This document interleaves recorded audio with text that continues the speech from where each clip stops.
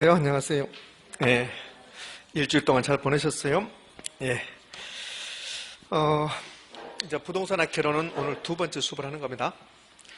저 기초입문과정 두 번째. 이제 다음 주 되면 그러면 기초입문과정 끝나는 거예요. 지난주 혹시 했던 거 기억나는 거 있습니까? 지난주 했던 거 기억난 게 있어요? 뭐 부동산 어쩌고 저쩌고 했었잖아요. 그럼 지난주 했던 거 제가 타이틀만 한번 적어보도록 할게요. 예.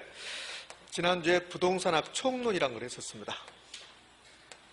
그러면서 이 총론에서는 세 가지 사항을 배웠던 것 같은데, 첫 번째가 뭘 배웠을까요? 부동산의 개념을 배웠습니다. 부동산의 개념 그러면서 복합 개념의 부동산 기억나시죠? 자, 두 번째, 그다음에 부동산의 분류를 배웠습니다. 부동산의 분류는 토지의 분류와 주택의 분류가 있는데, 제가 토지의 분류에 대해서 몇 가지 공부했었어요. 토지의 분류에서 별표 3개짜리를 하나 줬을 건데 뭐였던가요? 후보지, 이행지. 그렇죠. 그렇게 하시면 돼. 그렇게. 그러니까 다음 주도 그다음에 12월 달 돼서도 그렇게 기억나야 돼. 근데 12월 달 되면 물어보면 뭘 공부했는가 기억도 안 나 이렇게. 자, 왜 그러냐면 지금은 부동산학 개론하고 민법만 하잖아요. 근데 이제 12월 달에 되면 공법이 들어오고 내년 1월 달에 되면 이제 정과목이 들어와. 그러니까 오늘 공부한 내용, 그 다음 날 공부한 내용이 막 이렇게 계속 겹쳐간다고. 그러다 보면 뭘 공부했는가도 잘 기억이 안 납니다. 이렇게. 그래서 11월에 우리 부동산학 개론하고 민법 기초 입문 과정에서 3주 동안 할 건데, 모르겠습니다. 민법 선생님은 수업은 어떻게 할지 모르지만 부동산학 개론은 쉽지만 반드시 시험에 나오는 거 하고 있거든. 그래서 오늘도 마찬가지고 다음 주도 마찬가지고 공부 그거 다 시험에 연결되는 거 이렇게 하고 있어요. 그래서 대충 하는 게 아니라 그냥 열심히 하자고. 여러분도 마찬가지고 저도 마찬가지고. 부동산의 분류 제가 한번 읊어볼게요. 가장 먼저 택지, 부지, 그 다음에 후보지, 이행지, 필지, 핵지, 나지, 건부지, 그 다음에 그림 그리면서 공지 이런 말 했을 거고, 그 다음에 했던 게 빈지, 법지 기억납니까? 뭐 그런 거 했었습니다. 자, 이거 끝나고 나서 부동산학에서 가장 중요한 게 사실은 부동산의 특성입니다. 부동산이 일반지하고 다른 점이 있다. 그걸 특성, 특별한 성질이라고 하는데, 이 부동산의 특성이 없다면 부동산학이 만들어지잖아요. 그러니까 부동산의 특성은 토지의 특성과 건물의 특성으로 나눌 건데, 건물의 특성은 시험에 나오지 않고 부동산의 특성이 무슨 특성이 된다? 토지의 특성이 된다. 그러면서 뭐 자연적 특성, 인문적 특성 이런 말 했는데 그런 거 다 무시. 부동성, 부증성, 영속성, 개별성, 뭐 용도의 다양성 이런 말 했을 거라고. 그럼 제가 질문합니다.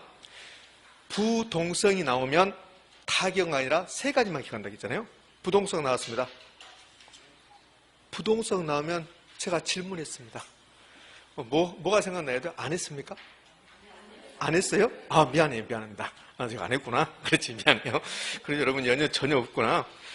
부동산의 분류까지 한 것 같구나. 이렇게 미안해요. 저는 이제 부동산의 특성을 한 줄 알았는데 부동산의 특성을 안 했군요. 그래서 이제 부동산의 분류까지 했는데 제가 착각한 것 같습니다. 자, 그러면 우리 책 27쪽을 가면 토지의 특성 나왔습니까? 토지의 특성. 토지의 특성을 한번 보도록 할게요.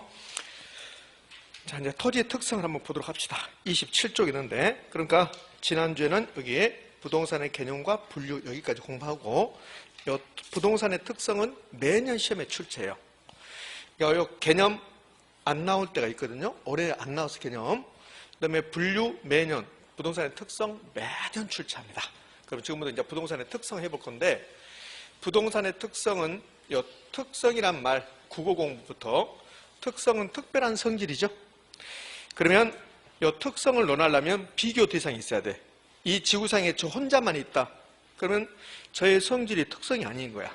그런데 이 지구상에는 여러 사람이 있는데 여러분과 제가 비교해서 제가 갖는 특별한 성질을 저의 특성이라고 그래. 놀라지 마세요. 저는 하루에 잠을 2시간밖에 안 잡니다. 놀라지 말라니까 왜 놀라세요? 저는 하루에 2시간밖에 안 자요. 그 다음에 밥도 하루에 한 끼니 먹습니다. 놀랍죠? 그는 제가 그냥 하는 말이에요. 그렇게 할 수는 없잖아요. 2시간만 자는 게 아니고 한 끼니만 먹는 게 아니고, 만약에 제가 하루에 2시간만 자고 하루에 한 끼니밖에 안 먹고 살고 있다. 그러면 여러분하고 다른 점이잖아요. 그걸 저희의 특성이라 한단 말이에요. 의미하셨죠? 그러니까 특성의 의미를 하기 위해서 제가 그렇게 이야기한 겁니다. 그러면 토지의 특성은 토지가 갖는 특별한 성질이죠. 토지가 갖는 특별한 성질을 토지의 특성이라고 그래요. 무엇과 비교 대상이 있어야 돼. 제가 저의 특성은 여러분과 저를 비교했을 때 제가 갖는 특별한 성질을 저의 특성이라고 했잖아요. 그럼 토지의 특성은 토지와 뭐를 비교해야 된다고. 그럼 지금부터 이제 토지하고 뭘 비교할 거냐면, 제가 일반 재화란 말을 많이 써요. 일반 재화. 그럼 일반 재화가 뭐냐면 토지 아닌 것들. 토지 아닌 것들을 일반 재화다 이렇게 합니다. 수업입니다. 수업이에요. 그러니까 수업하자고요. 수업. 이렇게. 자, 일반 재화하고 토지하고 다른 점, 요 비교해서 그게 토지의 특성이에요. 그럼 요 일반 재화를 대표한 게 옷이라고, 옷. 그러면 이 옷이 토지하고 다른 점 뭘까요? 옷은 만들 수 있습니까? 만들 수 있죠. 그럼 토지는 만들 수 있을까? 못 만든단 말이에요. 그럼 토지를 못 만든다. 그게 토지의 특성이잖아요. 그걸 부증성이다 이렇게 해요. 증가시킬 수 없다는 소리예요. 제가 입고 있는 옷은 스스로 움직이지 않고 제가 이걸 이동시켰어요. 제가 집에서 입고 나왔잖아요. 그렇죠? 그러면 우리 눈에 보이는 물건 중에서 요 재화가 물건이니까 우리가 눈에 보이는 물건 중에서 토지만 인간의 힘으로 이동시킬 수 없어요. 나머지는 다 움직여요. 움직이는 게 인간이 이동시킬 수 있다는 거예요. 이 옷이 스스로 움직이는 게 아니라 우리 인간이 이동시킬 수 있는 거예요. 그런데 토지는 인간이 이동시킬 수 있습니까? 없습니까? 없어요. 부산에 있는 토지는 부산에 꼭 있어야 돼요. 강주에 있는 토지는 강주에 있어야 돼요. 그걸 부동성이라고 그래요. 부동성. 이렇게.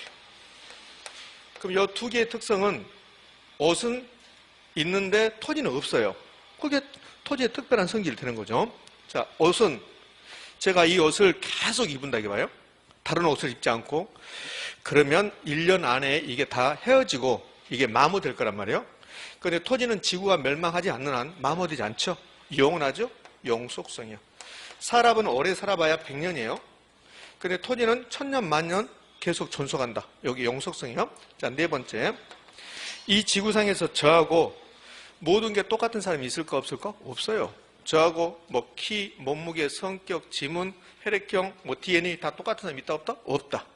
다 다르다. 여러분과 제가 다르고 여러분도 다른 사람과 다르고 이렇게. 그걸 개별성이라고 그래. 그러면 하곡동 1번지 토지와 2번지 토지가 같다 다르다? 달라요. 이제 의문이 생기지. 하곡동 1번지 토지하고 2번지 토지가 면적이 똑같다. 그 면적만 같은 거지. 그럼 모양새가 다를 수 있죠. 하곡동 1번지 토지는 2번지 토지 면적은 똑같아. 200평으로. 그런데 하곡동 1번지 토지는 정사각형, 2번지 토지는 직사각형. 그럼 다르잖아요. 저하고 몸무게는 똑같은 사람이 있을 수 있지만 키하고 몸무게가 똑같은 사람은 있을 수 없잖아요. 그러면 키도 똑같고 몸무게도 똑같다. 성격이 똑같은 사람은 없을 수 있잖아요. 없잖아요. 그러면 저하고 키, 몸무게, 성격 똑같다. 지문은 다르잖아요. 그렇죠? 아버지도 다르고 어머니도 다르고 그러잖아요. 그러니까 사람이 다 다르듯이 토지도 다 다르다. 그것을 개별성이다. 이렇게 해요. 개별성. 개별성이다. 이렇게. 자, 이걸 토지의 특성이다. 이렇게요. 이것 외에 다른 특성도 있습니다. 그럼 이제 요거 부동성, 부증성, 영속성, 개별성 요거 뜻을 시험에 내는 게 아니란 말이에요. 그러면 부동성, 부증성, 영속성, 개별성 요 뜻을 시험에 내는 것은 국어시험이라고. 그러면 뭘 내냐면 요 부동성 때문에 부동산학에서는 우리가 부동산 활동은 어떻게 해야 됩니까? 그걸 낸단 말이에요. 부증성, 영속성, 개별성도 다 마찬가지고 이제 그걸 내는 거라고요. 시험은. 그걸 이제 파생 현상이다 이렇게 해요. 우리 최근 요 기초 입문 과정이니까 이제 그런 말 없지만 기본서를 받아보면 그러면 여기 이렇게 나와.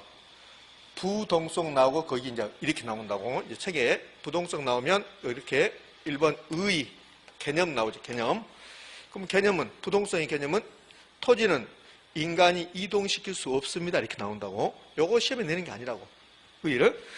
그러니까 부동성의 의의를 시험에 내는 것은 국어시험이고 초등학생들 국어시험이고 그걸 내는 게 아니고 우리는 뭘 냈냐면 요 부동성 때문에 어떤 일이 발생합니까? 그것을 파생현상 그래요. 파생현상. 요 파생되는 특징 이렇게 한다고. 특징. 이제 요걸 내는 것만 요거. 그럼 요 파생되는 특징이 이제 기본서 받아보면 여기에 몇 개 나오냐면 10몇 가지가 나온다고. 그럼 이 10가지를 다 알아야 됩니까? 열 몇 가지. 만약에 15가지라 15개 다 알아야 됩니까? 그러면 시험장에 가서 아마도 합격할 확률이 떨어져요.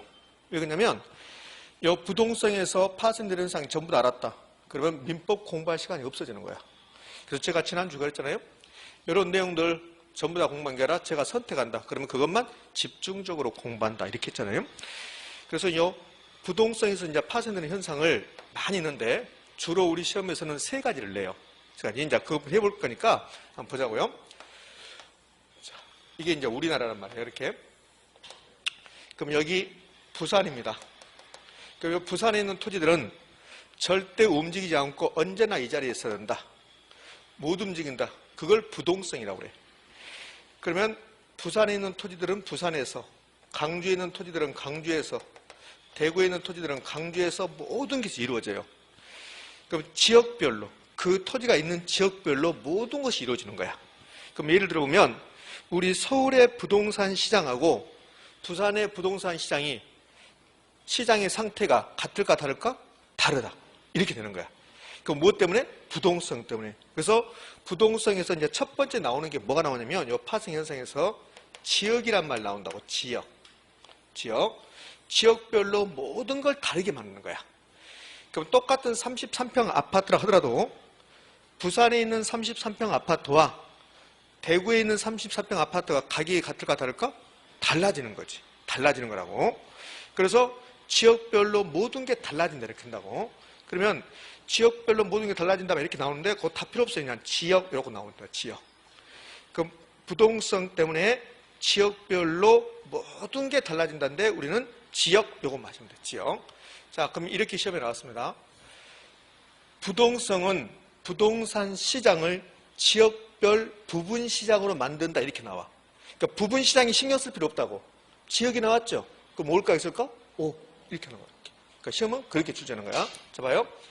부동성 때문에 부산에 있는 토지들은 부산이라는 지역에서 시장이 형성되고 대구는 대구에서, 강주는 강주에서, 대전은 대전에서 이렇게 형성된단 말이에요. 이걸 지역별 부분 시장이야. 여기에 우리나라 전체 부동산 시장인데 근데 부동산이 못 움직이니까 부산이라는 지역의 시장과 대구, 강주, 대전 이렇게 된다고. 그러면 지역별 여기에 부분이야. 부분. 전체가 아니라 부분. 지역별 부분 시장이 된다 이렇게 나온다고. 그 부분 시장이 중요한 게 아니라 뭐가 중요하다? 지역. 그러니까 지역이 나오면 무조건 뭐요? 부동성이야. 자, 이런 게 있다고요. 감정 평가할 때 지역 분석이라는 게 있어요. 지역 분석. 그럼 지금 지역 분석이라는 것을 지금 공부하는 게 아니라 그럼 이 시험이 이렇게 나와요. 지역이 나오면 뭐라고 했어요? 부동성. 그러면 부동성 때문에 감정 평가할 때 지역 분석을 해야 된다 이렇게 나온다고. 그럼 뭡니까 있습니까? 오, 지역 나왔잖아. 지역. 그게 올해 시험 문제야. 올해. 그래서 지역이란 말이 나오면 전부 다 부동성이다. 요 지역 기억하는 거예요. 자, 두 번째 한번 해볼 거예요. 요거 다 하는 게 아니라 제가 요 2개만 한번 해볼게요. 2개만. 그러니까 어떻게 흘러간 거 보시면 알면 되니까. 자, 두 번째는 제가 이제 여러분 이제 중개사가 될 거란 말이에요. 내년 10월 29일 날 중개사 자격증 받아오는 날이야. 내년 10월 29일 날 시험 보면.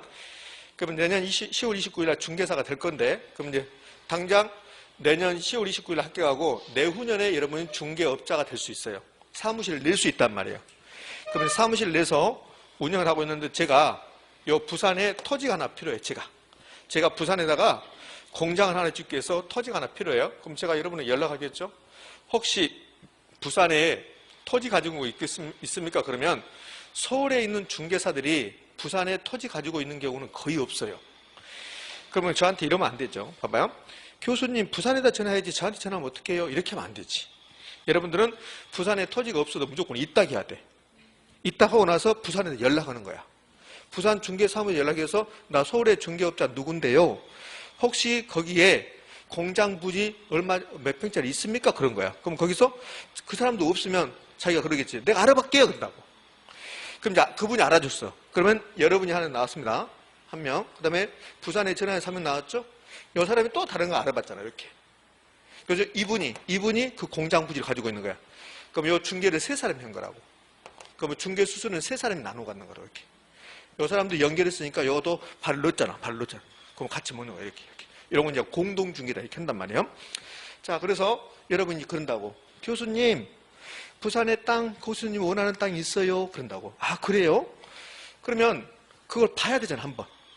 봐야 되잖아요. 가서 내가 봐야 여러분이 막 설명한다고 뭐, 여러분 보도 안 했는데 설명하겠지. 부산분이 여러분이 설명해 줬으니까, 부산 중개사님이 어디에 있고 몇 평이 막 설명했겠죠? 근데 제가 자세한 거 물어보면 여러분이 그러겠지. 글쎄, 가서 봐야 되지 않을까요? 그러겠지. 그럼 가서 봐야 되잖아요. 그럼 만약에 토지가 움직인다면 여러분과 제가 부산에 갈 필요 있을까 없을까? 없죠. 그래서 토지가 못 움직인다네. 그래서 부동산과 관련된 모든 것은 가서 봐야 돼요. 직접 거기서 봐야 된다고. 왜? 못 움직이니까. 그러면 가서 여기다가 부동산 때문에 직접 봐야 된다. 이렇게 시험에 나올까 안 나올까? 안 나오지. 그럼 가서 직접 보는 것은 뭐라고 하냐면 현장에 임한다고 그래요. 현장에 임한다. 그것을 임장활동이라고 해요. 임장활동. 이제 부동산 활동을 할 때 이 부동산 활동이란 말은 부동산과 관련된 모든 것을 부동산 활동이라고 불러. 그러면 공인중개사는 중개활동 할 거고 감정평가사는 감정평가 활동을 하는 거고 개발업자는 개발활동을 하는 거고 우리 부동산학은 이걸 배우는 거야. 예, 이제 부동산학을 배우다 보면 투자란 게 나와. 그럼 투자활동 이런 거 배운다고. 개발활동, 감정평가활동. 그럼 여러분들도 중개사가 돼서 중개활동을 할 건데 그 중개활동이 뭡니까? 부동산 활동이야. 다만 중개활동이라고 부른다고. 그럼 감정평가사들이 감정평가했습니다. 부동산 활동 한 겁니까? 안 한 겁니까? 한 거라니까. 우리 인간이 부동산을 대상으로 하는 모든 것은 부동산 활동이라 한다니까. 그럼 감정평가사가 감정평가했습니다. 부동산 활동입니까? 아닙니까? 활동이야. 중개사는 중개했습니다. 활동이야. 그러니까 부동산을 대상으로 하는 모든 것을 부동산 활동이다 이렇게 부르는 거야. 다만 중개하면 중개활동, 감정평가는 감정평가, 투자하면 투자활동 이렇게 부른다고. 의미 아셨죠? 자, 현대건설에서 저기다 아파트를 건설했다. 그것은 개발활동이라고 그래요. 개발활동 이렇게. 그럼 이 부동산 활동을 할 때 현장에 가서 봐야 됩니까? 안 봐야 됩니까? 봐야 되죠. 그것은 뭐라고 하면 임장활동, 임장활동. 임장활동이다 이렇게 한다고. 제가 이 부동성이 나오면 세 가지 공부한다고 그랬어요. 첫 번째 지역, 그 다음에 임장활동 이렇게 됐죠? 자, 그 다음에 이제 하나 더 해볼 겁니다. 이제 세 번째 요 우리 하곡동에 토지가 이렇게 있습니다. 토지는 지난주에 했던 거 제가 토지는 여러 개 있다고 해서 하나밖에 없다고 했어요. 토지는 하나밖에 없어요. 다 연결됐다고 했잖아. 부동산학에서는 바다는 있다 없다? 없다고 했잖아요. 없고 다 연결돼 있다. 그럼 다 연결돼서 토지는 하나밖에 없는데 우리 사람들이 토지에다 번호 붙였다고 그랬어요. 요 1번지, 2번지, 3번지 이렇게 번호 붙인 토지 뭐라고 합니까? 필지라고 필지. 자, 그러면 하곡동 1번지 토지, 2번지 토지, 3번지 토지가 이렇게 있습니다. 그러니까 못 움직입니다. 그게 뭡니까? 부동성. 그럼 못 움직이니까 1번지 토지, 2번지 토지, 3번지 토지는 언제나 붙어 있어야 돼. 그걸 인접성이라고 해요. 인접성. 여기다 이제 굳이 써보면 여기다 인접성 이렇게 쓴다고. 토지의 특성 중에서 옷은 붙어 있습니까? 이 옷이 붙어 있나요? 안 붙어 있잖아요. 시계도 물건이고 토지도 물건인데 시계는 붙어 있습니까? 안 붙어 있잖아요. 그 토지는 붙어 있잖아요. 토지는. 그럼 토지는 붙어 있다. 그게 인접성이란 말이에요. 인접성. 자, 그러면 토지는 못 움직이니까 붙어 있다고. 요 인접성이 시험에 나오는 건 거의 없어요. 인접성 안 나와. 요 4개에서 나오지. 그럼 여기 본래 다시 토지는 못 움직인다. 부동성. 그래서 붙어 있어야 된다. 인접성. 됐죠? 그러면 1번지 토지에 쓰레기 소각장이 들어오면 2번지 토지에 나쁜 영향 주겠죠. 3번지 토지에 지하철역이 들어오면 2번지 토지에 좋은 영향 주겠죠. 만약에 1번지 토지에 쓰레기 소각장이 들어왔는데 2번지 토지가 움직일 수 있다면 다른 데로 옮겨가 버리면 되죠. 그러면 2번지 토지가 1번지 토지로부터 나쁜 영향 받지 않겠죠. 그런데 못 움직이죠. 못 움직인다고 뭐요? 부동성. 그래서 붙어있죠. 인접성. 그래서 이 1번지 토지에 쓰레기 소각장이 들어오면 2번지 토지는 나쁜 영향 받을 수밖에 없어요. 피해갈 수 없다는 소리예요. 만약에 2번지 토지에 쓰레기 소각장 들어왔다? 그럼 1번지 토지, 3번지 토지에 나쁜 영향 준다고. 그럼 1번지 토지에 쓰레기 소각장 들어와서 2번지 토지가 나쁜 영향 받는 거, 이걸 뭐라고 하냐면 예부 효과라고 해요. 예부. 밖에서 나에게 나쁜 영향, 좋은 영향 준다는 소리야. 예부 효과. 그러면 토지가 움직인다면, 부동산이 움직인다면 외부 효과라는 건 있을까 없을까? 없죠. 그래서 여기다 이제 외부 효과가 이렇게 나온다고. 외부 효과. 이제 외부 효과 이렇게 나와. 이렇게. 요 세 가지가 부동성에서 기억할 내용들이에요. 그러면 지역, 임장활동, 외부 효과 이렇게. 이 중에서 세 개 중에서 이 두 개가 더 잘 나와요. 지역하고 임장활동이 시험에 잘 나온단 말이에요. 뭐요? 지역하고 임장활동하고 지역하고 임장활동. 그럼 이제 올해 시험에 나왔던 거 제가 한번 소개해 볼게요. 올해 나왔던 거. 올해 이렇게 나왔어요. 부동성은 지역 분석과 임장활동의 근거가 된다. OX? 오. 지역 분석을 생각하지 말고 지역이 나왔잖아. 지역. 제가 지역 분석을 설명하지 않았잖아요. 지역 분석을 여기서 공부하자는 게 아니에요. 지역 분석 공부하는 게 아니라 요 지역 나왔잖아요. 지역 나오면 무조건 부동성이에요. 지역 나오면. 그다음에 임장활동. 올해 시험 지문이 그거라고. 그러니까 부동성은 부동산 활동을 임장활동으로 만들고 감정평가할 때 지역 분석을 필요하게 한다. OX? 오, 그렇게 나온다고, 그렇게. 그러니까 시험 문제를 그렇게 하니까 이제 거기에 맞춰서 공부를 하는 거야. 지금 의미 아시겠습니까? 네, 이렇게. 자, 거기 보자. 우리 책 좀 보자고요. 우리 책을 보면 부동성 나왔습니다. 그러니까 부동성 나오면서 뭐라고 나냐면 국지화 나왔죠? 그 국지화가 지역이야, 지역. 국지하고 지역하고 똑같은 말이야. 여름철에 국지란 말을 많이 들어요. 여름철에 어떨 때 국지를 말 듣냐면 이런 말 듣잖아요. 지리산 일대에 국지성 강우 그러거든. 그럼 그 지역만 비가 많이 냈다는 소리야. 근데 이 국지란 말을 우리 책에 써놨지만 국지란 말보다는 지역이란 말이 더 잘 써요. 그러니까 지역 이렇게 한 거야. 그 밑에 지역 분석 나왔고 외부 효과 나왔고 임장활동 나왔죠. 그러니까 이제 4개 나왔는데 국지하고 지역 분석이 이제 같이 묶어서 지역이라는 뜻이야. 지역. 그렇죠? 그러니까 그 세 가지 이 정도만 기억하시면 되죠. 근데 공부는 이렇게 하는 거예요. 다 하는 게 아니라 그 밑에 이제 부정성 볼래요? 부정성 보면 엄청나게 많은 내용이 나와. 엄청나게 많은 내용. 요걸 다 했다. 요거 다 했다. 그러면 이제 공부 분량이 엄청나게 늘어난다고. 그래서 그걸 다 하는 게 아니라고. 자, 이제 잠깐만 여기 이제 부정성 하기 전에요. 한 장을 넘겨봐요. 이제 공부 방법이 중요하니까. 한 장을 넘기면 그러면 28쪽에 하단부로 가면 그러면 기억하기, 암기 영역 나오죠. 그러면서 그 대체 제약 나오고 오른쪽으로 가면 지역 분석 나왔죠. 그 지역 분석이 11번이라고 써있죠. 그럼 지역 분석 그 옆에다가 부동산의 특성을 써보라는 소리야. 요건 지금. 그럼 지역 분석 나왔으니까 지역 나왔으니 뭐라 해야 돼? 부동성 이렇게 쓴단 말이에요. 그 다음에 쭉 밑으로 내려가서 그 11번 쭉 밑으로 가서 15번 뭐라 나왔습니까? 외부 효과. 그럼 뭐라고 쓸래요? 부동성. 그렇죠. 자, 그렇게 한단 말이에요. 자, 그 옆에 이제 가운데로 와서 9번 찾아봐. 9번. 임장활동 나왔죠? 그 뭡니까? 부동성. 요렇게 그렇게. 이렇게. 의미 아시겠습니까? 예. 자, 다시 이제 27쪽으로 와요.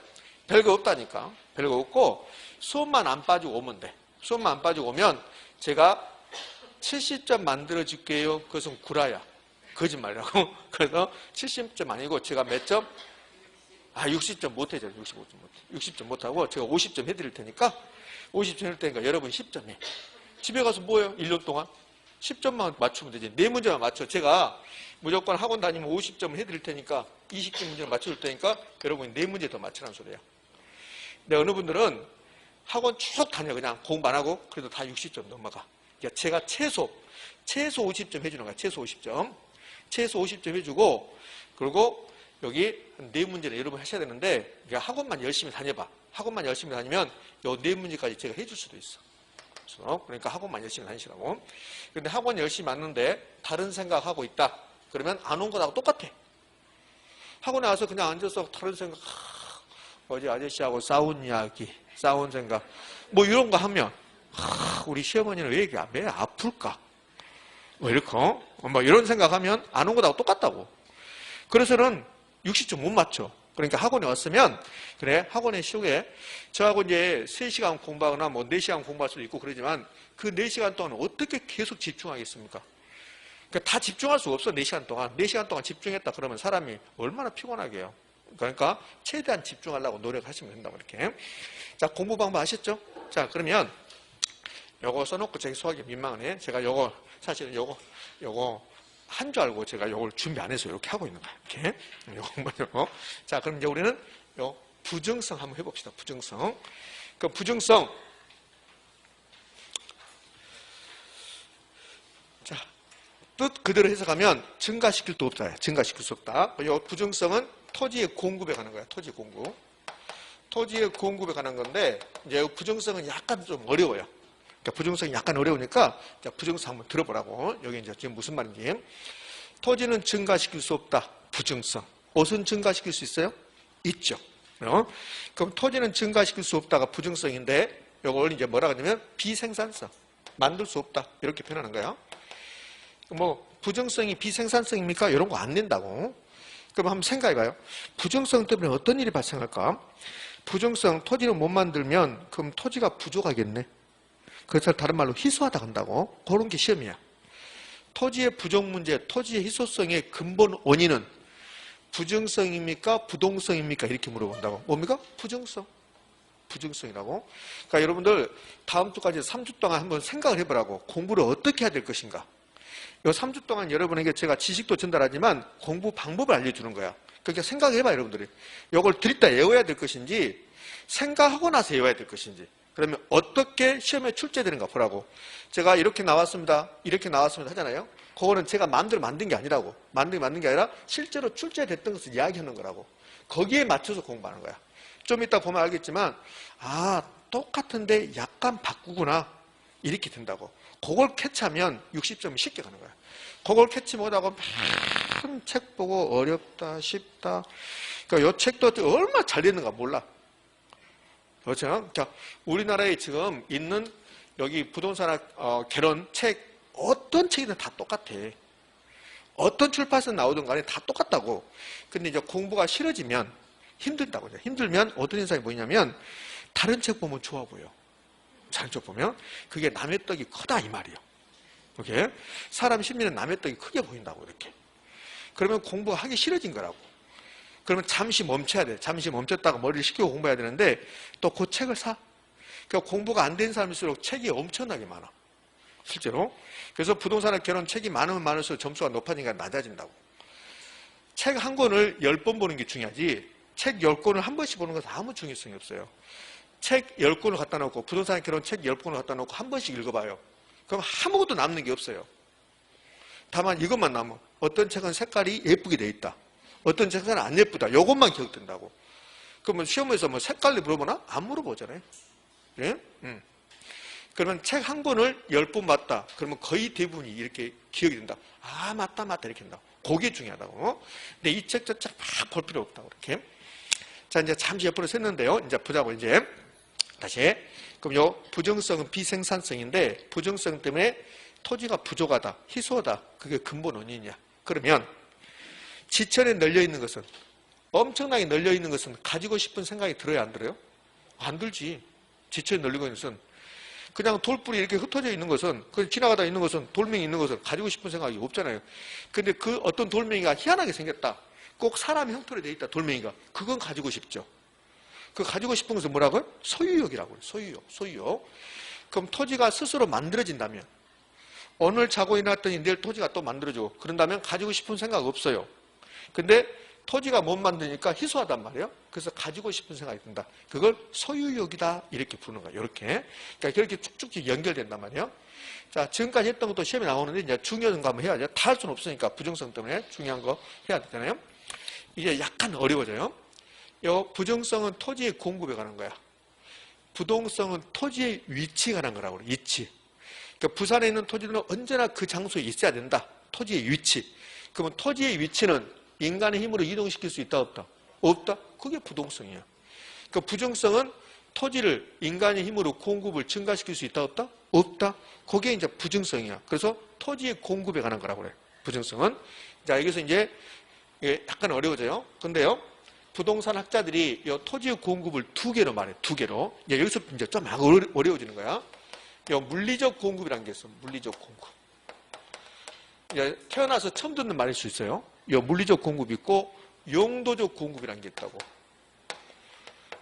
용도적 공급, 그다음에 경제적 공급, 이제 이런 말이 있어요. 이 두 개를 해석하는 게 우리 시험에서 이제 매우 중요성이 있어요. 그럼 이 물리적 공급의 뜻이 무슨 뜻이냐면 이런 뜻이에요. 이 세상에 존재하지 않는 것, 이 세상에 없었던 것을 새롭게 만들어내는 것, 그걸 물리적 공급이라고 그래. 그럼 이 안경이 이 세상에 존재했습니까? 안 했습니까? 안 했죠. 만들어냈잖아요. 이걸 물리적 공급이라고 그래. 이 마스크도 마찬가지고 옷도 마찬가지고 우리가 가지고 있는 물건들 토지 빼고 우리가 가지고 있는 물건들은 전부 다 만들어낸 거라고. 그걸 물리적 공급이다 이렇게 한다고. 그럼 이 시계는 물리적 공급 됐습니까? 안 됐습니까? 됐잖아요. 그럼 시계는 물리적 공급 됩니까? 안 됩니까? 되죠. 물리적 공급이란 뜻은 이 세상에 존재하지 않는 것을 만들어내는 것이다. 그럼 한번 생각해봐요. 우리 주변에 있는 물건들, 토지는 물건입니까? 아닙니까? 물건이야. 근데 우리 주변에 있는 물건 중에서 토지만 못 만들어요. 나머지는 다 만들어낸 거야. 선생님, 건물 만들어냈잖아요. 그러니까 토지만 못 만들고 다 만들어낸 거야. 그러면 물리적 공급은 이 세상에 존재하지 않는 것을 만들어내는 건데 건물 만들어냈습니까? 만들어냈잖아요. 건물 만들어냈지. 모자 만들어냈습니까? 만들어냈지. 그러면 모자는 물리적 공급이 됩니까? 되죠. 토지는 물리적 공급이 됩니까? 안 됩니까? 안 되죠. 토지는 물리적 공급이 불가능하다.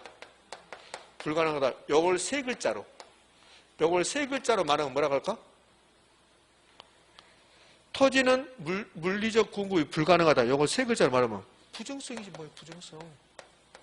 자, 부정성은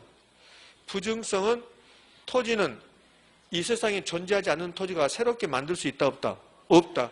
그럼 새롭게 만드는 게 물리적 공급이라고. 그럼 토지는 물리적 공급이 가능 불가능? 불가능. 그걸 부정성이라고 한단 말이에요. 부정성. 이해됐습니까? 이렇게. 자, 그러면 용도적 공급이 뭔데요? 이제 용도적 공급 보자고요. 자, 우리나라 토지를 제가 이렇게 토지를 펼쳐볼게요. 부동산학에서는 바다는 없어요.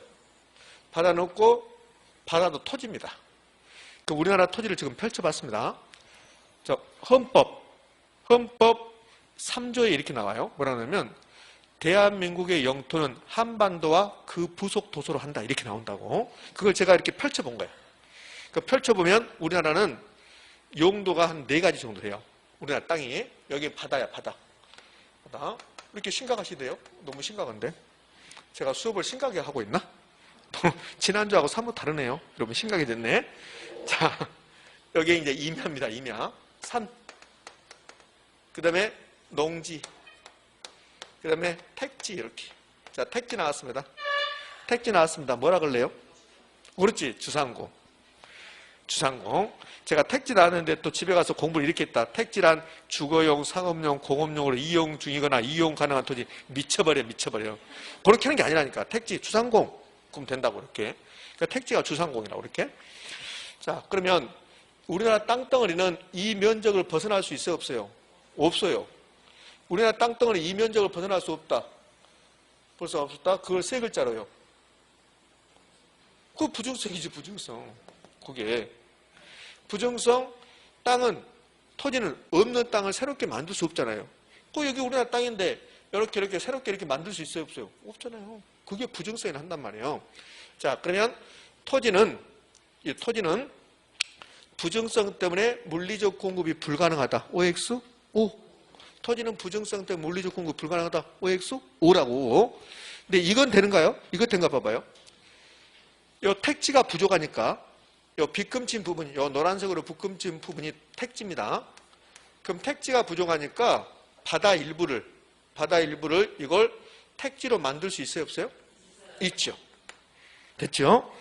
그 다음에 농지 일부를 택지로 만들 수 있습니까? 있네. 또 임야를 택지로 만들 수 있죠? 이렇게. 여기 농지를, 임야를 택지로 만들었다.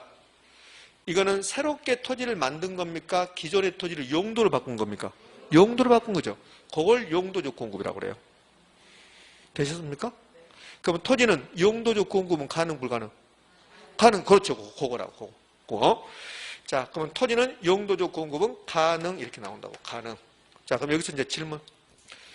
토지는 부정성 때문에 물리적 공급과 용도적 공급이 안 된다. OX. X.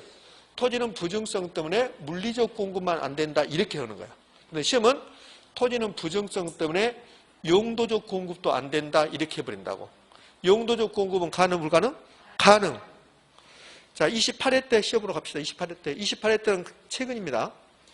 제가 이제 기출문제는 최근 5년 동안에 보라겠어요. 그럼 5년 동안이면 여러분이 33회니까 최근 5년 동안 32회, 31회, 30회 때, 29회 때, 28회 때 이렇게.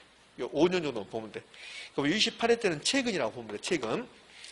그럼 28회 때 시험이 뭐라고 나오냐면 이렇게 나온다고. 토지는 부정성 때문에 더 이상 용도적 공급을 할 수 없다. OX? X. 시험을 이렇게 낸다고. 용도적 공급은 가능이야. 가능. 그럼 여기다 이제 부수로 가보는 거야. 그럼 도대체 용도적 공급이 뭔데요? 그러면 용도적 공급은 새롭게 만든 게 아니라 용도 바꾼 거야. 용도 바꾼 것을 용도 전환이다. 이렇게 해요. 이렇게. 그럼 이렇게 할 수 있잖아요. 토지는 용도 전환을 통해서 용도적 공급은 가능하다. 맞습니까? 그렇게 하는 거야. 자, 그러면 이 용도적 공급이 가능한데 어떤 게 용도적 공급입니까? 용도적 공급한 게 어떤 겁니까? 이거다 써보십시오. 그러면 택지를 조성했다. 택지 조성했다 이렇게 나와요. 택지 조성했다. 농지를 택지로 만들었다. 임야를 택지로 만들었다. 택지를 조성했다. 그리고 이제 조성지 그런다고. 그다음에 여기는 이 땅은 바다인데 택지를 만들어냈죠. 이것도 택지를 조성한 거야. 택지를 조성했는데 이런 것을 매립지라고 그래요. 매립지. 공유수 매립했다. 새만금 간척 사방계 요거라고 요거요. 그러면 자 매립지. 자, 택지 조성했습니다. 조성택지, 조성지 또는 매립지. 이런 것들이 용도적 공급이라고. 그러면 새만금 간척 사방 것은 토지량을 늘린 겁니까? 용도 바꾼 겁니까? 용도 바꾼 거라고. 그러니까 어떠한 경우도 우리나라 땅덩어리 면적이 넓어지지 않는단 말이에요. 왜? 부동산학은 바다도 토지니까. 이해됐습니까? 이렇게. 자, 그러면 용도적 공급도 가능한데 용도적 공급이 가능한 특성이 있어. 특성. 부정성 때문에 물리적 공급이 안 되는 거고 용도적 공급은 가능하다고 그랬죠. 그 부정성 때문에 용도적 공급이 가능하다 이게 아니고 토지의 용도의 다양성이라는 특성이 있다고. 용도의 다양성. 이거 여러분 다 기억할 수 없어요. 다 기억할 수 없으니까 제가 수업을 하기 위해서 쓰는 거니까 이걸 다 기억을 하지 말라고. 그럼 이거 오늘은 이것만 하시면 돼요. 토지는 부정성 때문에 물리적 공급은 안 되지만 용도적 공급이라는 것은 된단다. 이렇게 하시면 돼. 이렇게. 그러면 용도의 다양성 때문에 용도적 공급이 가능해요. 자, 봐요. 이 용도의 다양성이 뭐냐면 자, 이게 이제 북한산 국립공원이에요. 그러니까 북한산 국립공원이니까 이 토지가 지금 상태에서는 임야야, 임야. 임야. 근데 이걸 사람이 농지로 만들 수 있어요, 보세요? 있죠. 그러니까 여기 이제 포크랜드에서 그다음에 이제 뭐 불도우드에서 여기만 이 부분을 농지로 만들었어요. 농지로 쓰고 있다가 여기다가 집 지었어요. 택지가 됐어요. 그러니까 집 지어 살고 있는데 국가에서 이렇게 도로 낸다고 이렇게 도로 낸다고 수용해요. 그래서 도로를 만들었어요. 도로를 쓰고 있다가 도로 폐지하고 다시 공원을 만든대 이렇게. 공원을 말고 있는데 국가가 이걸 판대 우리 개인에게. 그 제가 사서 여기다 공장 만들었어요. 공장 용지. 그럼 이 토지의 용도가 딱 한만 하나도 정해져 있습니까? 다양합니까? 다양하잖아요. 이게 용도의 다양성이에요. 그럼 용도가 다양하면 현재 용도에서 다른 용도를 바꿀 수 있다 없다? 있다. 그러니까 토지가 용도가 매우 다양하니까 용도 전환을 통해서 용도적 공급이 가능하다고. 그럼 이 부분이 이 농지였잖아요. 그럼 이 농지가 지구가 멸망할 때까지 농지다. 그럼 이 농지가 택지가 될 수 있어요 없어요? 다시 봐봐. 이 토지가 원래 농지였죠. 그럼 토지의 용도가 딱 정해졌대. 용도가 다양하지 않고 너는 지구가 멸망할 때까지 농지야 이렇게 정해져 버리면 용도 바꿀 수 있어요 없어요? 없죠. 그럼 용도적 공급할 수 있어요 없어? 없죠. 따라서 토지가 용도가 매우 다양해서 용도 다양성 때문에 용도 전환을 통해서 용도적 공급이 가능하다 이렇게 간단 말이에요. 이렇게. 이해됐습니까? 이렇게. 자, 그럼 여기서 정리합니다. 토지는 부정성 때문에 물리적 공급은 불가능하다. 그런데 용도의 다양성 때문에 용도적 공급은 가능하다. 됐습니까? 이렇게. 여기 이제 부정성에서 첫 번째 우리가 만나는 거예요, 이게. 그래서 이 부정성을 설명할 때 물귀신 작전을 써요. 그러니까 물기준 작전은 다른 것을 끄집어 들이는 거야. 봐요. 토지는 부정성 때문에 물리적 공급만 안 되는 거야. 이 물리적 공급만 안 되는데 시험 문제는 토지는 부정성 때문에 이제 물기준 측정 가는 거야. 물리적 공급과 용도적 공급을 끌어들여. 용도적 공급도 안 된다 이렇게 한다고. 뭐 X? X. 뭐만 안 된다? 물리적 공급만 안 된다 이렇게. 그러니까 토지는 용도가 다양해서 용도적 공급 가능 불가능? 가능. 그 용도적 공급을 다른 말로 경제적 공급이다 이렇게 한다고. 자, 책을 잠깐 봅시다. 자, 부정성 봐봐요. 부정성에서 이제 뜻 부정성이란 토지는 물리적으로 공급할 수 없고 생산이 불가능한 제한하는 특징이다. 요거 낸다 안 낸다? 안 내. 이런 말을. 그 밑에 이제 박스 나온 게 그게 파생 현상이야. 그럼 보자고요. 1번 물리적 공급. 첫 번째 물리적 공급. 토지의 물리적 공급 불가능하며 그 절대량은 토지량은 불변이다 이렇게 나왔습니다. 가로 열고 완전 비탈지 나왔죠. 이런 것은 지금 하는 게 아니야. 이거는 나중에 하는 건데 이건 미리 이렇게 써놨는데 지금 하는 게 아니라고. 자, 그 밑에 경제적 공급. 경제적 공급 나왔는데 그 경제적 공급이 틀린 건 아니에요. 틀린 거 아닌데 경제적 공급이 잘 나오는 게 아니라 용도적 공급이란 말을 더 많이 쓴다고. 경제적 공급이라는 말 쓰는 게 아니라. 그럼 경제적 공급이 일반적입니까? 용도적 공급이 일반적입니까? 용도적 공급이 일반적입니다. 자, 그래서 그 경제적 공급을 볼 거면 토지는 개간했다. 산지를 농지로 개간했다.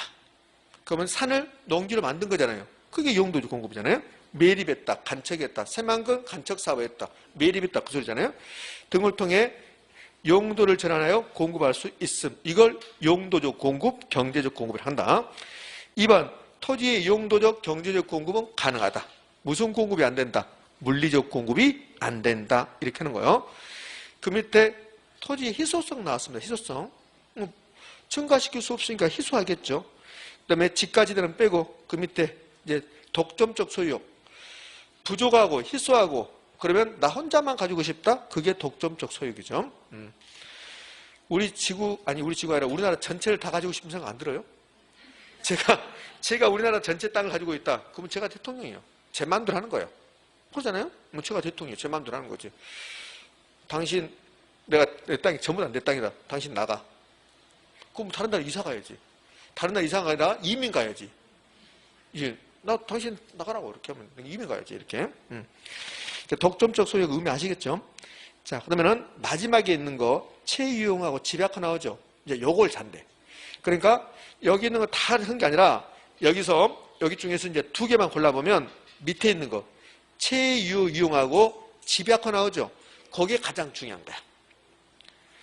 지금까지 여러분들 제가 요 부정성은 개념 설명한 개념 여기까지가. 아까 제가 부동성은 개념은 별로 설명하지 않고 지역, 임장활동, 예비효과 바로 했죠. 그게 이제 부동성에서 파생된 현상이고 요 부정성은 먼저 요 개념이 설명이 돼야 돼. 그리고 나서 부정성 때문에 파생된 현상, 희소합니다. 독점적 소유욕이 같습니다. 이런 것들이 파생 현상이라고. 그 파생 현상을 전부 다 하는 게 아니라 파생 현상 밑에 두 개가 중요하단 말이에요.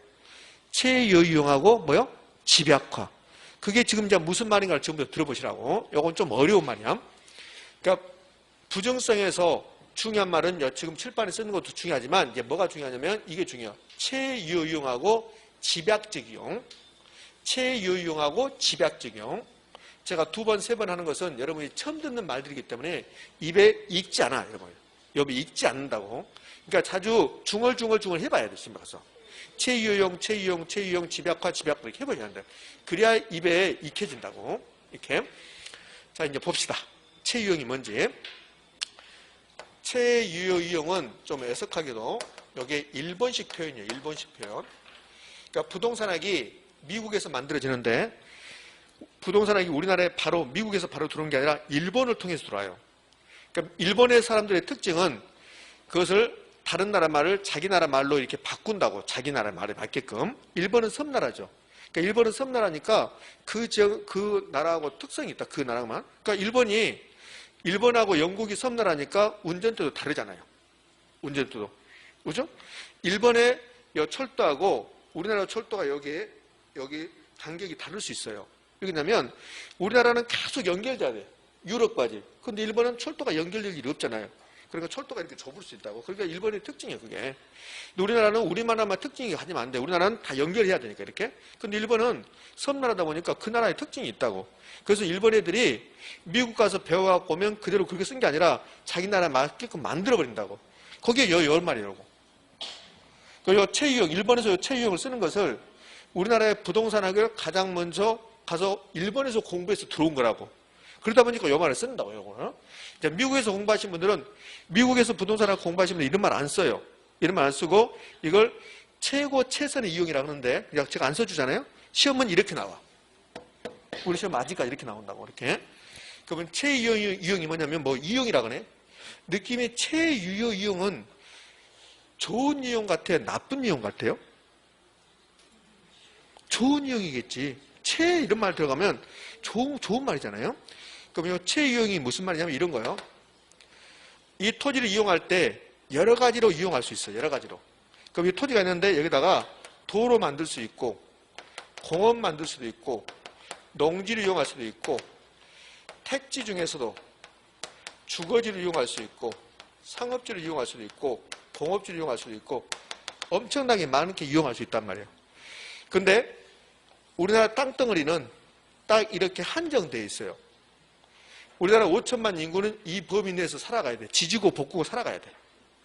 그러면 이렇게 땅덩어리가 좁은 땅덩어리에서 이것도 증가시킬 수도 없는데 이 토지를 이용할 때 어떻게 하면 어떤 용도로 이용하면 도로 이용하면 공원, 농지, 주거지, 상업지, 공업지 이렇게 이용할 수 있는데 이 토지는 공원으로 이용했을 때 최고 가치를 창출한다.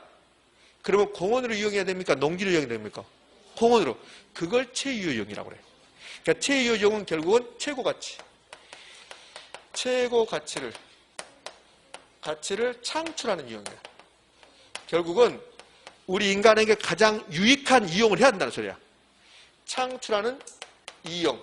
이걸 최유용이라고 한다고. 그러면 왜 부정성 때문에 최유용해야 됩니까? 왜 부정성? 못 만드니까. 부족하니까. 만약에 토지를 만들 수 있다면 이 토지를 공원으로 이용하든 농지로 이용하든 네 맘대로 하란다. 네 맘대로. 지금 이해됩니까? 자, 북한산 국립공원 같은 똑같은 토지를 만들 수 있다 없다? 없다? 그게 부정성이야. 그래서 북한산 국립공원을 다 밀어붙여가지고 거기다 아파트촌을 만드는 게 최유용인지 아니면 지금처럼 공원, 국립공원으로 넣는 게 최유용인지. 만약에 북한산 국립공원을 다 없애버려요. 그럼 서울 시민들이 휴식공간이 있을까 없을까? 없죠. 그래서 북한산 국립공원은 그렇게 공원 상태로 있는 게 최유용이란 말이에요. 최유용, 최고 가치를 창출한 이용이라고. 그럼 토지를 만들 수 있다면 최고 가치를 창출한 이용을 하든 말든 신경 안 쓴단 말이에요. 이해되셨죠? 그러니까 못 만드니까 최고 가치를 창출한 이용을 해야 한다. 이걸 최유효용이다 이렇게 한다고. 최유용이다. 의미하셨습니까? 이렇게. 예, 됐어. 자, 그러면 최유효용은 최고 가치를 창출한 이용이다. 이런 거 안 내. 안 내고 이제 의미만 아시면 된다고. 그러면 이제 부정성 때문에 토지 이용할 때 최고 가치를 창출하는 이용해야 한다. 이렇게 뜻이라고 이게. 자, 두 번째는 토지용 집약화나 토지용 집약화. 토지용 집약화 이렇게 나옵니다. 이렇게. 책 그 부정성 가장 밑에 집약화 나왔죠?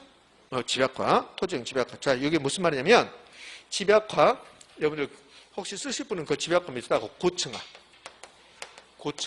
63 빌딩이 토지용 집약화야. 63 빌딩이. 이걸 집약지기형이다. 집약지기형.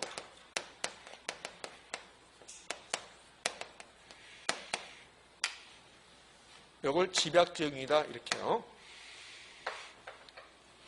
자, 그럼 뜻을 한번 설명해 볼게요. 토지는 증가시킬 수 있다 없다? 없다. 그게 부정성이야. 그래서 늘 부족해요. 늘 부족하니까 토지를 이용합니다. 이렇게 토지가 있는데 이 토지를 이용한단 말이 무슨 뜻일까? 토지 이용한단 말이? 그럼 이 토지를 내가 보고만 있어. 이렇게 보고만. 토지를 이렇게 보고만 있으면 이용한 게 아니죠. 그럼 토지를 이용한단 말은 이 토지에다 뭔가 해보겠다는 소리야. 농사를 지어보겠다, 집을 지어보겠다, 도로를 만들어보겠다. 여기에 토지 이용이라 한다고. 그럼 토지를 이용하려면 토지만 있으면 이용이 돼요? 안 돼요? 안 되죠. 그럼 토지 이용하려면 여기 사람이 개입돼야 되죠. 사람이 가서 농사 지을 거 아닙니까? 사람이 가서 건물 만들 거 아닙니까? 그러니까 토지에다가 노동이 투입돼야 돼. 그 다음에 자본도 투입돼야 돼. 그래야만이 건물도 짓고 농사도 줄 거 아닙니까? 이게 토지이용이야. 그럼 토지 이용한다. 토지만 바라만 보고 있다. 저기 북한산 국립공원 바라만 보고 있다. 그거 토지 이용한 게 아니죠. 가서 농사 지어보고 가서 건물 지어보고 요거 토지 이용을 한단 말이에요. 그럼 토지 이용할 때 토지 이용한단 말은 결국은 토지 노동 자본을 결합하는 거야. 그럼 토지가 부족하고 못 만드니까 건물 지을 때 높게 짓는다고. 높게. 자, 토지가 엄청나게 우리나라 땅덩어리가 지금 만약에 100배라고 해요. 100배라 하면 그러면 굳이 막 높은 건물을 지을 필요가 없다고. 근데 땅덩어리가 부족하고 땅은 부족하고 왜? 못 만드니까. 그래서 토지 이용할 때 노동과 자본의 투입량을 증가시켜서 건물이 고층화된다. 이걸 토지용 집약화라고 한다고. 토지용 집약화를 다른 말로 고층화. 이걸 집약적용이다 이렇게 한다고. 결국 이 말이야. 토지용 집약화는 토지는 부중성 때문에 못 만든다. 부족하다. 그래서 토지 이용할 때 토지에다가 자본의 투입량을 증가시키겠다. 그럼 이걸 건물 만든다면 건물이 고층화된다. 이걸 토지용 집약화. 저 63빌딩 보면서 뭐라고 한다고요? 집약화. 63빌딩 보면서 뭐라고 한다? 집약화. 그럼 왜 63빌딩은 저거 좁은 땅덩이에다가 건물을 그렇게 높게 지었을까? 토지가 못 만들고 부족하니까. 이렇게. 그것을 토지용 집약화. 자, 이제 요 부중성 마무리하고 이제 쉬었다 할 건데요. 부중성 나왔습니다. 그 부중성이 나오면, 예. 토지는 물리적 공급은 가능, 불가능? 불가능. 그런데 용도 전환을 통해서 용도적 공급은 가능, 불가능? 가능. 이제 그게 이제 부중성이야. 그러니까 용도적 공급이 안 된다 그러면 틀린 말이야. 용도적 공급은 가능. 이제 부중성에서 파생된 현상은 부족하다, 희소하다. 그래서 나 혼자만 가지고 싶다, 독점적 소유 이렇게 많이 있다고. 근데 그게 중요한 게 아니라 두 가지. 부중성 때문에 어떤 토지를 이용하든 간에 못 만들기 때문에 어떤 용도를 이용하는 게 최고 가치를 창출하는가? 최유효. 그다음에 두 번째는 토지 이용을 만다? 집약화. 고층화된다. 됐습니까? 두 가지. 자, 보자고요. 자, 책을 한번 넘겨봐요. 넘겨서 28쪽 한번 봅시다. 28쪽에 거기 기억하기 암기 영역에서 그 세 번째 칸에 아니 두 번째 칸에 물리적 감가 X서 나왔죠. 요거 그 밑에 최유용 나왔습니까? 그럼 최유용 나오면 그럼 부동산 특성 뭡니까? 부증성. 그 다음에 5번으로 가봐요. 5번은 국지화 나왔습니다. 국지가 지역이죠. 그럼 뭡니까? 부동성. 오른쪽으로 와서 6번 독점적 소유욕. 나 혼자만 가지고 싶다. 뭐? 부증성. 그 다음에 8번 희소성 나왔습니다. 뭡니까? 부증성. 그 다음에는 오른쪽으로 다시 와서 집약화 12번. 집약화 뭡니까? 부증성. 이렇게 하는 거예요. 이렇게. 됐죠? 이렇게 연결되는 거예요. 자, 됐어요. 그 다음에는 29쪽 갑시다. 29쪽에 문제가 세 문제 나왔는데 가운데 문제 봐봐요. 가운데 문제가 29회 때 나왔어요. 토지의 자연적 특성 중 다음 설명에 모두 관련 있는 거. 첫 번째, 토지용을 집약화시킨다. 그건 뭡니까? 부증성. 이렇게 시험이 되는 거예요. 이렇게. 의미 아셨죠? 이렇게. 자, 고생하셨고, 이제 첫 번째 시간 여기서 마무리하고요. 두 번째 시간은 30페이지부터 할 겁니다. 되셨습니까? 예. 자, 10분만 쉬었다가.